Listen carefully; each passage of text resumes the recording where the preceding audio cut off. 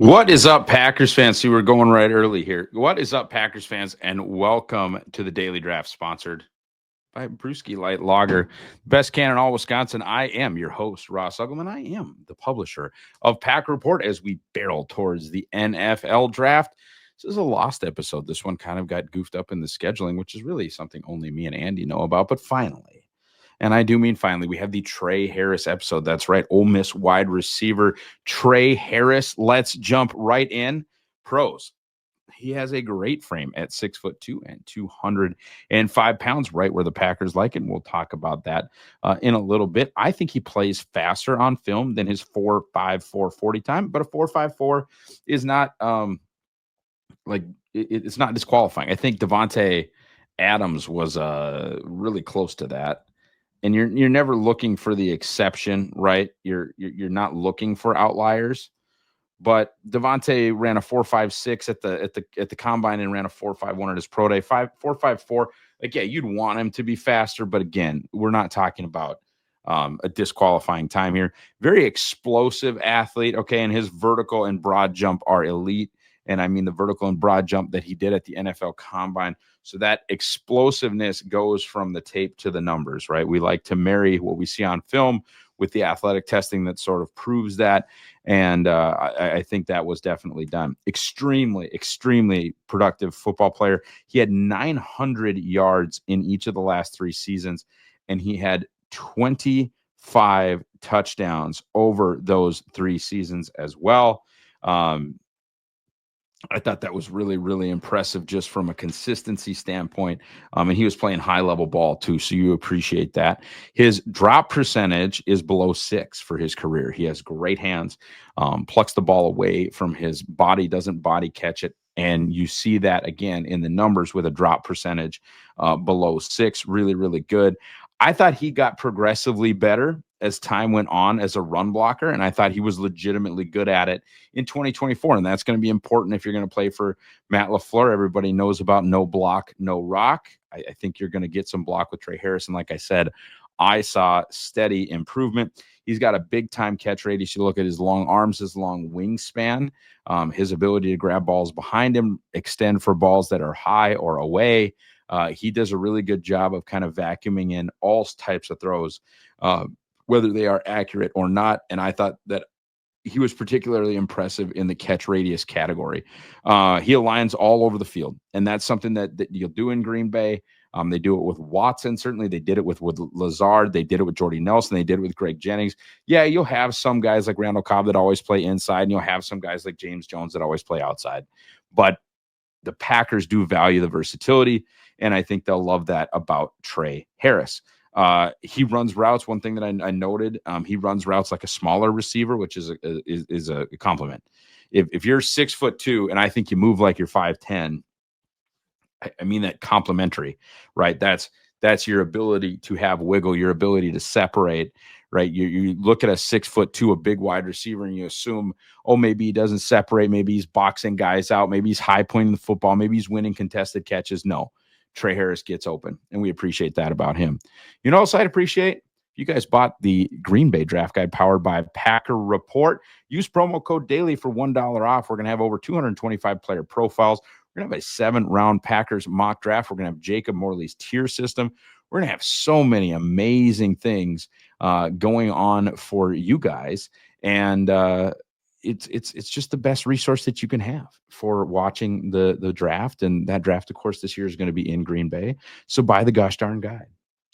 Cons for Tre Harris. He is old. He will turn 24 before the Super Bowl, his rookie season.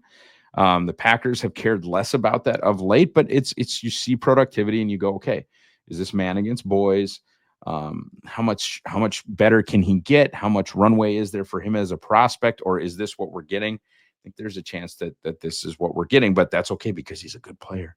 You can still be concerned about the 40 time as it relates to his overall ceiling. There aren't a lot of all pro or Pro Bowl level guys running in the mid 4.5s. They exist, right? But they're not plentiful. It is the exception. You're looking, you're looking for Davante Adams when the all pros from I don't know how many other years, or the Pro Bowlers from how many other years are running in the 4.4s or 4.3s. That usually it's good to be wide receivers a position to be fast at. Route tree concerns are not generally a huge concern for me, but it is worth noting that neither Louisiana Tech or Ole Miss ran a very pro-style offense. There will be an adjustment period there, even for an older player into a pro-style offense. Injuries were an issue throughout his college career. And if I say injuries and I say wide receivers, I think the Packers fans are welcome to be concerned about that. I mean, everyone says Green Bay needs receivers. Well, I don't know if that would have been the case had Watson and Reed and Dobbs and Wicks all been available for the Eagles playoff game, but they weren't. By the end, it was just one of them. So you don't want to get into a situation where you have yet another injury riddled wide receiver, but that's something to pay attention to. And that's, of course, why it's in the cons column. I will say, too, from a film standpoint and even from a number standpoint, just looking into it, he should be better at the contested catch game than he is for a guy at his size. I wish he was a better contested catch player for 6'2", 205. I'd like him to be more physical at the catch point. But, not every prospect is perfect. And that's why we have the cons section. Folks, head over to Badger State Brewing for NFL Draft Week starting on April 22nd. There's going to be a ton of really, really fun stuff going on there. There's going to be an old-fashioned station, which I always get a kick out of because they don't even make that liquor. So that's just really for the people. They're going to be beers from all over Wisconsin, the best beers in Wisconsin, including Badger State's beers, which are mighty, mighty excellent. Live music going on over there, I do believe. All sorts of really, really fun stuff. Vendors from all over the state. Go check out Badger State Brewing, just minutes away from Lambeau Field, all draft week long. Packers fit. I think he should be a perfect fit. He's big enough. He blocks. These are things that matter to them. We don't know the agilities yet. I don't believe. I am not checking on Jacob Morley does a much better job of that than me. He's checking pro days constantly. The last time I looked at Tre Harris's stuff, we didn't have agility. So that would be important to know. It's an important test for the Packers as it relates to wide receivers.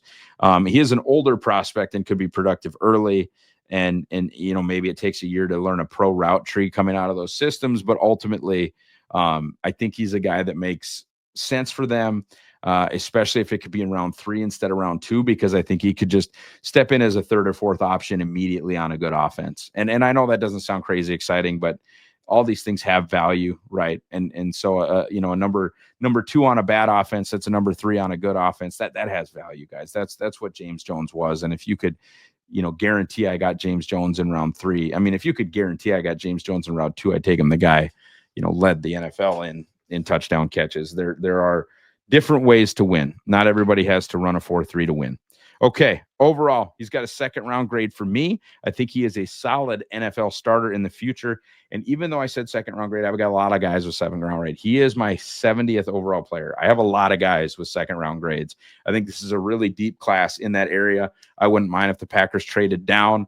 It's a discussion for not just a Tre Harris pod, but yes, I understand that the 70th pick would be in round 3. That's not exactly how the grading system works. I still have a round 2 on him. Short version, guys, drink brewski, buy the draft guide, go Pack Go.